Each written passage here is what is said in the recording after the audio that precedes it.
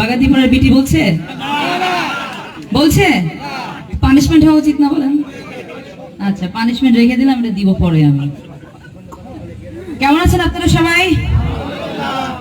আসার কথা 10টায়, আধা ঘন্টা দেরি হয়েছে, কারণ ধুপইল বাজারের ওখানে দেখি ধুপইল সরকারি বিদ্যালয় যেটা, সেটার সামনে সাদা পোশাক পরে এক ঝাঁক কবুতরের মতো বাচ্চা কাচ্চা দাঁড়ায় আছে। এখন আমি তো না নেমে কি করে আসি, তারা লাইন ধরে দাঁড়িয়েছিল, ওখানে নেমেছি, পুরো আমার উপরে এসে তারা হামলে পড়েছে যে আমার স্কুলে যাওয়া লাগবে। আমি গেলাম ওদের সাথে, কিছুক্ষণ কথা বললাম, তারা বলে যে তাদের সাথে ক্লাস করতে হবে। বলে ঠিক আছে, নেক্সট টাইম এসে ক্লাস করব। ওখানে আধা ঘন্টা দেরি হয়েছে আমার আসতে আসতে।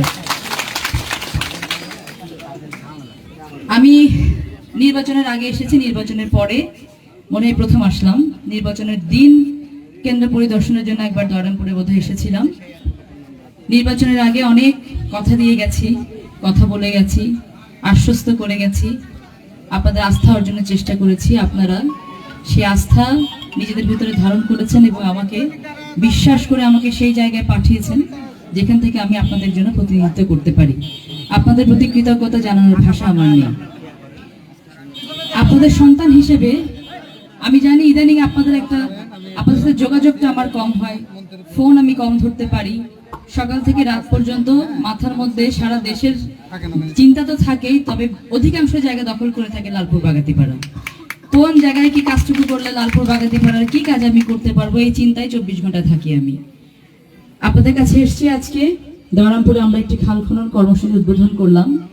আমি একটা কোদাল দিয়ে একটা কোপ মেরে আমি বাহাবা নিয়ে চলে যেতে চাই না। আমি তো এখানে থেকে পুরো খালটা কাটতে পারবো না, কিন্তু এই খালটা পুরোটা কেটে সুন্দর করে শেষ করাটা হচ্ছে খুব প্রয়োজনীয় একটি কাজ। প্রশাসন আপনাদেরকে সহযোগিতা করবে।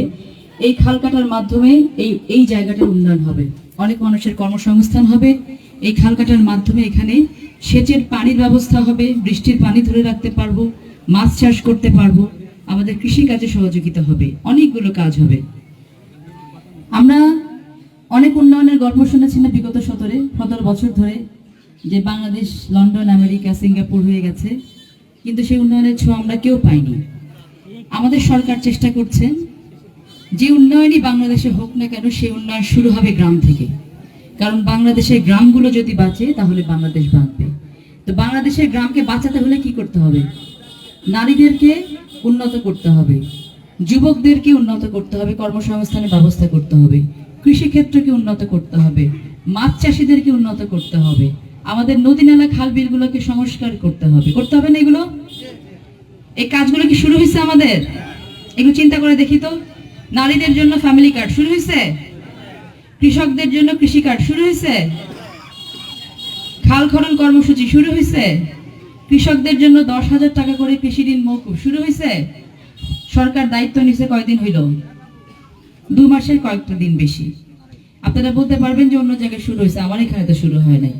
এটা ঠিক, পর্যায়ক্রমে বাংলাদেশের ঘরে ঘরে উন্নয়নের ছোঁয়া লাগবে। আমরা চেষ্টা করছি যত দ্রুত সম্ভব আপনাদের কাছে সেই বার্তাটুকু পৌঁছাতে, যে আপনারা যেই বিশ্বাস নিয়ে বাংলাদেশ জাতীয়তাবাদী দলকে এবং ধানের শীষকে জয়যুক্ত করে সংসদে পাঠিয়েছেন, সংসদে কেবল আপনাদেরই কথা বলা হয়, আপনাদের উন্নয়নের কথা বলা হয়। আপনারা বলতে পুরো বাংলাদেশকে আমরা বোঝাচ্ছি। আপনাদের কাছে একটি অনুরোধ আমি রাখতে চাই, আপনারা আপনাদের সন্তানদের দেখভাল করুন। আমাদের এই লালপুর বাগাতিপাড়াতে একটি মহা সমস্যা হচ্ছে মাদক, একটি বড় সমস্যা হচ্ছে হ্যাকিং, ইমো হ্যাকিং এবং অনলাইন জুয়া। এই বিষয়গুলো কারা করে? যারা করে তারা হচ্ছে আমাদেরই সন্তান। পাশের বাড়ির ছেলেটা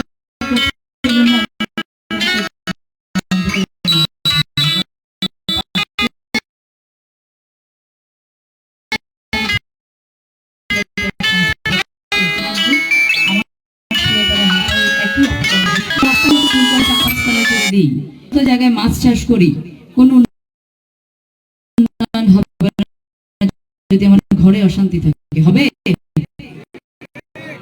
আমার সন্তান যদি অশান্তি মাদক হাত তুলে আমার কোন কাজে আসবে? ইদানিং কিছু বাবা মা আছে, আমরা দেখি যে আমার ছেলের বয়স বা মেয়ের বয়স 22, 23, 24 বছর, আমার হাতে কাঁচা টাকা নিয়ে এসে দিচ্ছে, আমি দালান তুলতেছি, খুব খুশি হয়ে যাই। কিন্তু এই 22, 23, 24 বছরের ছেলেটা কি দিয়ে এই কাঁচা টাকাটা ইনকাম করছে এটা আমরা খেয়াল করি না। এই কাঁচা টাকা ইনকাম করার উপায় হচ্ছে অনলাইন জুয়া, মাদকের অবৈধ ব্যবসা এবং ইমো হ্যাকিং। আপনারা আপনাদের সন্তানদের বিষয়ে সচেতন, ইনশাআল্লাহ পর্যায়ক্রমে বর্তমান সরকার আপনাদের সকল সমস্যার সমাধান করবে। কিন্তু আপনাদেরকে যেটা করতে হবে, সরকারকে সহযোগিতা করতে হবে। যেখানে যে অন্যায় হচ্ছে আপনারা আওয়াজ তুলুন, প্রশাসন আপনাদের সহযোগিতা করবে। এখানে আমাদের ইউনো মহোদয় আছেন, ওসি মহোদয় আছেন।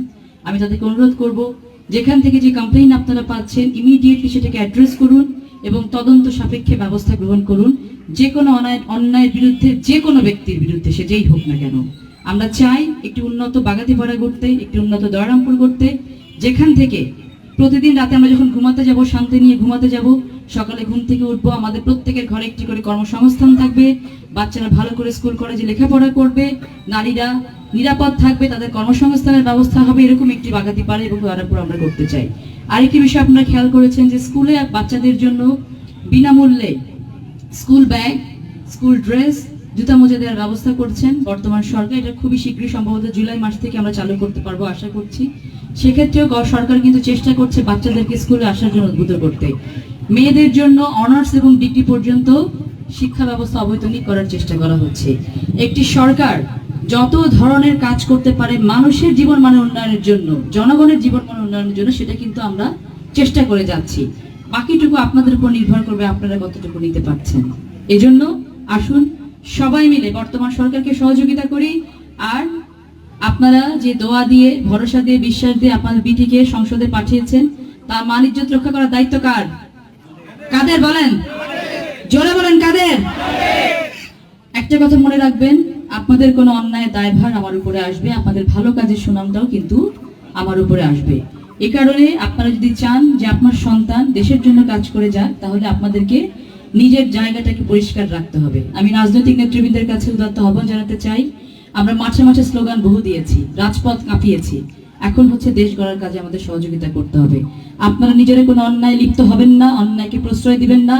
আমার চোখ চারিদিকে আছে, যেই ধরনের অন্যায় করছেন সমস্ত কিছু আমার নখদর্পণে থাকবে, প্রত্যেকের বিরুদ্ধে ব্যবস্থা গ্রহণ করা হবে। আপনারা যদি মনে করে থাকেন যে বহুদিন ধরে বিএনপি করে এসেছি, নির্যাতিত হয়েছে, নিপীড়িত হয়েছে, এই জন্য আমাকে লাইসেন্স দেওয়া হয়েছে নির্যাতন করার এবং নিপীড়ন করার, তাহলে আপনারা ভুল ভাবছেন।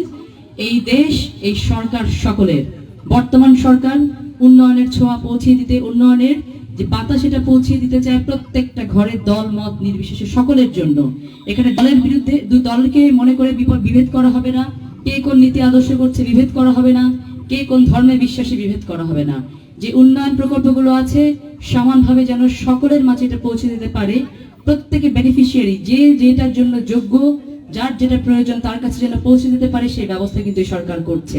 মাঝখান থেকে যারা এটাকে বাধা করতে চেষ্টা করবেন, প্রত্যেককে কিন্তু এটা ভুগতে হবে, এটা আমি বলে